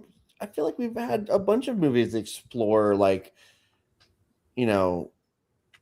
like the consequences of superheroes doing their thing, like Civil War and I don't necessarily need it to be like the consequences of superheroes doing their thing. like, I just need there to be more stakes. But we've done that. We've done that too. I'm not saying it shouldn't have stakes. I'm just saying, I mean, to me, Galactus was a threat to the whole world. Like, he wasn't just a threat to, almost said Metropolis, but he wasn't. But just he a doesn't. threat To them. me, he doesn't feel like a threat to the whole world because you have an empty city, and it feels so contained. Overall, to me, it bothered me less than some of these do. I do just as default kind of prefer to have people around because it gives you that visceral, like, if when he chucks a car at a building, it's like, what? I had no attachment to that building. But like, if he chucks a car at a building, you're like, there might be people there. Somebody, please just. Yeah. It is such an added like. I don't need it to be like, oh, all the civilians are dying, but like, just I want like the sense of danger of like, okay, they really have to be heroes because there's potentially people there. The scene of Perry White and the two news reporters thinking they're about to die, like Perry's trying to get the girl out of the rubble, and he realizes the moment he realizes he can't save her, and instead just holds her hand and looks at her because he thinks they're both going to die. Like that moment, where is that moment in any of these? That moment doesn't show up. It never happens. Fair. That's fair. Yeah, that's fair. And then don't get me started on the after credit scene with Doom and how I literally laughed out loud. Maybe Why? You know what? Maybe I do hate Doomsday. It was just an innocuous end credit scene to me. I'm like, there's Doom. It did absolutely nothing for me, and not laughable. It is because it feels like no setup. It's just it's there, and that's most MCU post credit scenes. Most post credit scenes post-credit scenes are the setup. Like that's traditionally how they've been handled. There wasn't any setup for Thanos showing up at the end of whatever Avengers the first one was. or the was it- Collector at the end of Guardians. Or... Yeah, at the end of Guardians. Yeah, there wasn't any setup for that. There was, I mean, he just shows up. It's like, so that setup is, oh, here he comes. I think this is That's not different different. though. I No, think it's this not. is It's the different. same Yeah, thing. it is. It's the same Nah. thing. It's a Fantastic Four movie. Like the fact that like they were skirting around even mentioning him at all is just so goofy to me. No, wait, no. He doesn't have to. He doesn't have to be mentioned. Doesn't This have to kid. be This is mentioned. allowed to be an introduction to Yeah. him. Like Introducing him in the I after. believe they didn't mention the Thanos was Joker in the introduced in an Batman. after credit scene. I can't believe they That's- barely mentioned the That's Joker in Thanos. Batman This is a Begins. Fantastic Oh. Four movie. It's a Fantastic Four movie. It's a Come Batman It on. was an movie. I can't Avengers believe movie. they only This is an mentioned the Avengers villain. Joker. I can't believe Thanos they is an only- Avengers villain. Thanos y'all, was introduced. No. Here's y'all the are logic. killing me. Thanos is an Avengers villain who is introduced in a post-credit scene in an Avengers movie. Doctor Doom is a Fantastic Four villain who is introduced in the post-credit scene of a Fantastic Four. It's the same thing. It's the same thing. And like at the end of Batman Begins, I know Joker doesn't show up, but it's basically the He's ending mentioned scene on a that- card, on a that calling. fun- calling it card. functions as a post-credit scene. Basically, the whole piece here. It's post-credit scenes are meant to be the introduction. Yeah, and just because the Joker is one of the all-time, it's the iconic Batman villain, doesn't mean he has to be mentioned in the first movie until the basically post-credit scene. He doesn't have to be. The world is bigger than that. And he has to have his start at some point. Yeah. Like he the after credit scene felt so tacked on to me, and I mean, it's it was because tacked on. It's an after-credit scene. No, I would argue no. that it's less tacked on than they typically are, because most of the time they're pretty removed. This Yeah, is at least like it is a villain that makes sense to them, and it is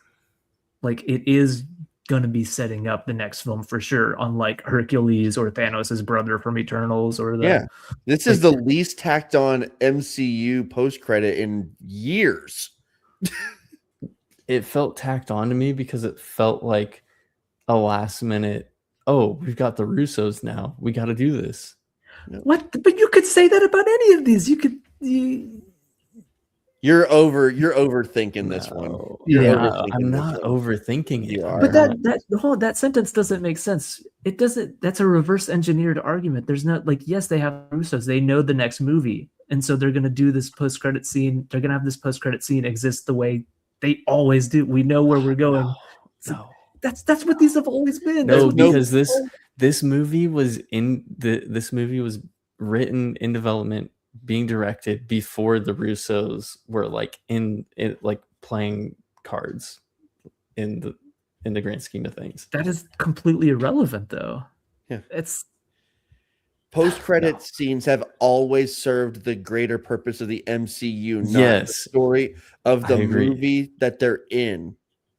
I agree, but to me, this does not feel like set up for It the next literally movie. is. the next one is called Doomsday. I know that. No, you guys are not understanding. Oh my god. I want to. I truly have no idea what the issue is. That's you know what? I'm gonna leave it at that. No, but none of it makes sense. It's like, well, it's only there Yes, I because agree. they've got the next movie coming up. It's like, that's No, to me, I think the problem is that the movie is so far removed from everything in the MCU that it feels tacked on, because it's like we have, and I know that it's going to get explained in Doomsday, but it's like, to me, this is like so like there's absolutely nothing, no connection. And also, if you go back to the Thunderbolts after credit scene, you see the Fantastic Four ship flying in space, and it's, I don't know, it feels like there's no direction with it still, Again, and that's like my problem. There's more connection and direction than there usually is. Yeah. The next And one's you called just Doomsday. complained that the movie is too standalone. I don't If you're gonna throw that in the end, absolutely. Okay, then did you say the same thing about Thanos at the end of Guardians? Talk about a standalone, crazy, wild sidestep of a movie. No, I actually didn't, because they were setting up the Infinity Stones. Okay, they're setting up Doomsday. Yeah. Why? What is the? How are these not? They're the perfect same one to thing. one? No, it's not I the mean, you same can thing. like the scene less than the Thanos scene. It's fine, but it's not that different. It's the same thing. It feels so different to me. I don't know how. I don't A understand. movie ends, and then the post credit scene plants the seeds for the next villain and the next story that we know is coming. Like it is religiously following the post credit scene pattern. Like it is religiously following in a it. bad way. No, we can't even know that until we see Doomsday. Like to be like, well, it feels too removed, or it's not setting this up, or is that we don't know that. We have to see Doomsday before we know it. We may watch that and be like, okay, so that's why he was appearing to the child. Maybe there's a reason he had to show it. It's like I'm sure. Yeah, we have to see the movie, but it works. I feel like we can't say these negative criticisms until we know, like, we can't say it's random. It's just this. It feels the exact same as Thanos showing up at the end of Guardians. He doesn't show up at the end of Guardians. He's in Guardians. He shows up at the end of Avengers. Sorry. I'm getting those two parts mixed up. Whenever we see Thanos and it's setting up Thanos for the first time, that's what it feels like. This feels literally the exact same, except it's just different characters setting up the next big Avengers movie. I don't know the difference. I don't know. You're just trying to be down on it, man. You're just trying to be down. I am. I'm trying to find every breadcrumb of anything that I can find to hate on it. That's what it feels like a little bit. I don't know. You know what? Bro? This was fun. This was a fun debate. I didn't anticipate this tonight. It was. This was really fun. It was. But now, you know what? No, I'm not looking forward to Doomsday. Oh, come on. Come on. We got to I'll be there day one. Yeah, we got to Doomsday it up across the country together. I will definitely Doomsday it up, but Dune is going to be the better movie. What's the order? How do y'all do it? I don't know that I'm double featuring it. Yeah, I don't know if I'm gonna double feature it actually. You just said you're Doomsdaying it. What are you doing? I might just be doing it. I'm gonna watch Doomsday, but I don't know if I can muster up the courage to watch both in one day. I will say a task. It will probably be a disservice to Doomsday, though. Like, if we're not even being like an MCU is bad, haha. Like I do think ultimately there's going to be a huge difference in quality between these two movies. Yeah, I mean, yeah, I'm not disputing that, which is why I would probably, if I was to do both, I would probably do Doomsday first, and then have just so I could have those thoughts without being like, man, that was cool, but Dune was way better. Like as soon as Dune's over, or as soon as I don't know. I don't want to be sitting there watching Doomsday thinking, man, just a few minutes ago I was watching Dune. I don't want that. I want it the other way around. You know what I mean? Yeah. But I don't know. If they do what they did last time, Dune Part 2, they released it like 2 weeks early for like the fan event thing. If they do that for Dune Part 3, I'm gonna be seeing that, and that unfortunately is going to taint all of my views on Doomsday. Don't let it. It's a different movie. I know it's a different movie. It's a different kind of movie. Oh, I need to talk to Curry. They, I don't know. Let's I see. need my superhero loving guy to talk to. I need to. I can love them. They're I know just you do. I too. You know what I'm Too ready awesome. for?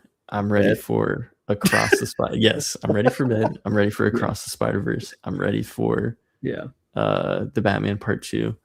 I'm actually looking forward to the new Spider-Man.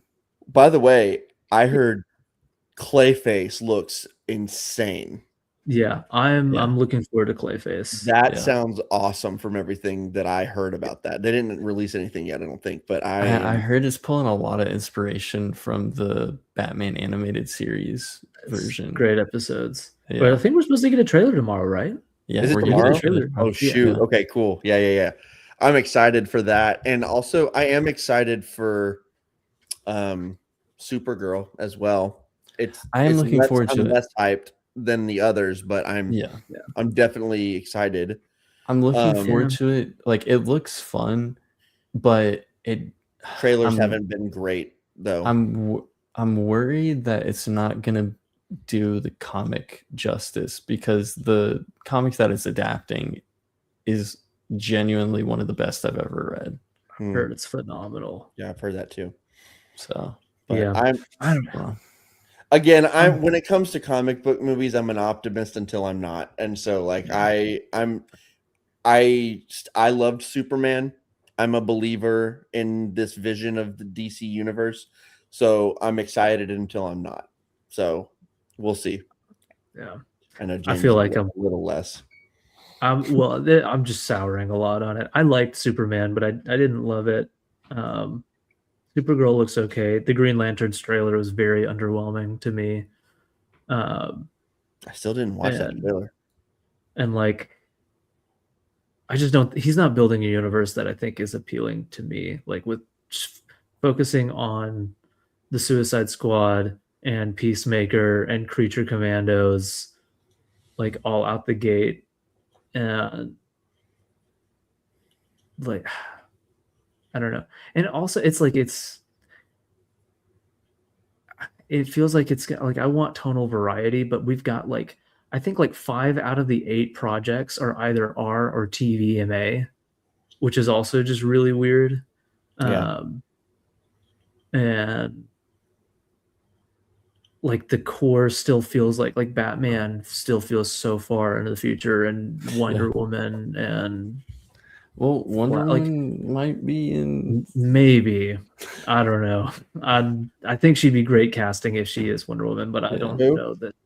Adriana Arjona. Didn't she get For cast as Andor? someone else? Well, that's what the trades are running with, but James Gunn said they're all dirty liars. So Yeah, and also he had I code names love for. her, by the way. Yes, Yeah. he Love had code names for all of the Justice Gang. Mhm. He had code named them as other characters, and then it turned out it was Mhm. the characters that they were. So it's like he might be doing that again. maybe Gotcha. she's Zatanna. That would be dope. I would take any I love of the her. like Justice League like big characters. I would take her as that. But I don't know. All it's like, I was hyped for Lanterns, and the trailer kind of dehyped me, and Supergirl hasn't really grabbed me, and Batman is like a non-entity right now, and Yeah. it's just his weird little, like, Creature Commandos is just Suicide Squad again, but by a different name, and I'm very also much not- over. As good. Yeah.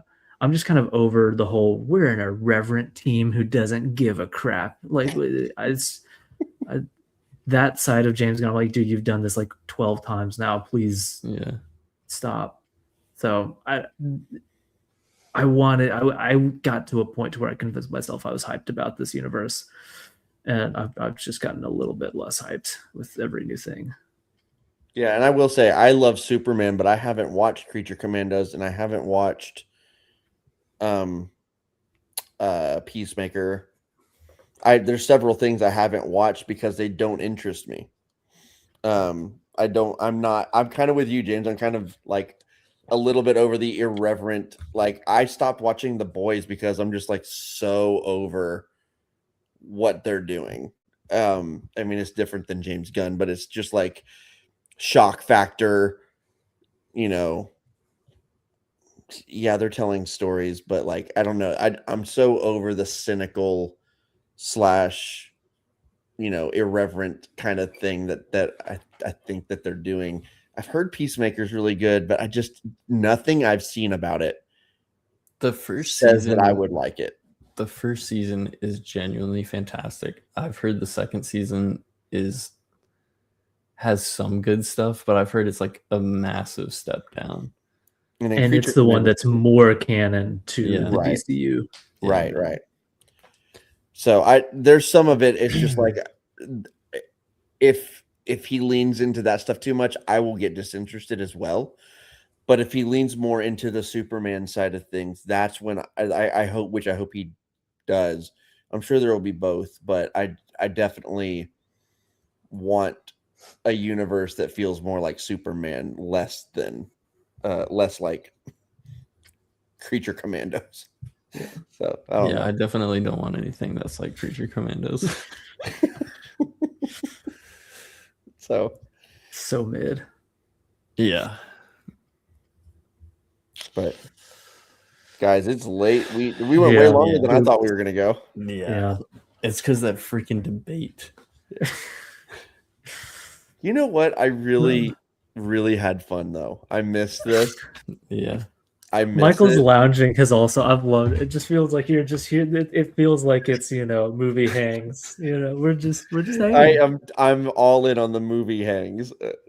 I don't have a desk. I don't have a stand for this stupid thing, but I'm here and I'm just like I'm arguing while just lounging. I do feel like I'm just like we're all in the living room and I'm just like sitting on the couch like going at you. But it was fun. It really was. I haven't had as much time as in past years, as I have in past years to like debate in our various group chats. So this was a little bit of me like getting that fix that I haven't gotten in a bit. So that was fun. Yeah. Agreed. Well, for everyone, and by everyone I mean Curry, tuning in for a bit. See, totally worth it. Yeah. No, but it was fun getting to do a live stream again. But until we get those Lord of the Rings episodes out, stay tuned for the Banter podcast. Banter. That's it. Wait. We should have done this way earlier, but James has an announcement that he has to make. We should have done this way earlier, but I've got a limited but still very long probably podcast. Can that be the tagline? Limited but still very long. Probably. That's what she said.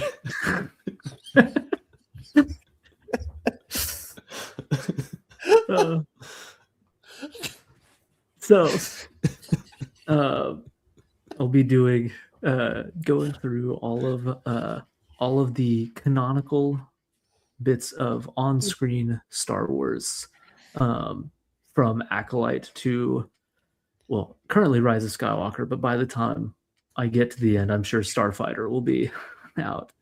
I hope so, because those are two unfortunate bookends. Oh yeah, golly. I didn't even think about that. I didn't either. So yeah, I plan on going through all of it. It will be including the live action shows, all of the canon live action shows, the animated shows, the films, obviously, as well as all of the canon video games. So we'll be going through that all in strict order. and I will be just kind of at my own discretion choosing how I want to lump different episodes up. I will let you know at the end of every episode. I will let you know what I plan on covering for the next one, so you don't have to wonder. But when you get into the shows, especially like in the Clone Wars and these multi-season shows, where canon is kind of intermingled, different shows happening at the same time as movies and whatnot, I'll kind of approach all of that on a case-by-case basis. But yeah, I'm looking forward to it. I want to just talk about it all, watch the lore and the plot develop in real time in order. And the podcast will basically just be an opportunity to kind of chronicle my thoughts as I go through it. And I'll join you sometimes. Same. Yeah. I'm so excited to have a Star Wars podcast on our podcast. Yeah. In our podcast network, we'll call it. With our Star Wars reference podcast name. Yeah. Yes, exactly. It felt inevitable. Yeah. Much Just like Thanos and in the post-credit scene. and Doctor Doom in the post-credit scene that is, I guess, the same but doesn't feel like it to me. Brother. Anyways, though, I'm excited. Yeah. Keep an eye out, keep an ear out for Jimmy Jam's awesome Star Wars podcast on the way. Should be pretty soon in the works. Name to be determined still? Holochronology. It's great, dude. That's so great. I freaking love that name. Hondo Chronology. Hondo Chronology. That's gonna be an April Fool's episode. No, that's a real podcast. Holochronology is now the April Fool's podcast. Exactly. I can't believe you lied. I'm so proud. I'm so proud of you. Oh man. Anyways, though, it's time to wrap things up, and this time, hopefully, I won't have a stroke doing it. All right. Thank you for Curry tuning into this impromptu live stream. We are going to have the rest of the Lord of the Rings episodes out sooner rather than later, and then we'll see where we go from there. We've had ideas, we've had concepts of a plan. So we'll definitely, but no, we've got some fun things in store for later this year. So stay tuned for that. Until next time, go support your local theaters. There's a heck of a ton of great movies coming out, so go watch those. And if you haven't seen Project Hail Mary yet, I don't know if it's still in theaters or not. It is. Oh yeah, that's right. They extended it. Go see it. Yeah. And go bump my fist or whatever the quote fist my was. bump. Fist my bump. That's right. I couldn't remember. Fist my bump. All right, bye.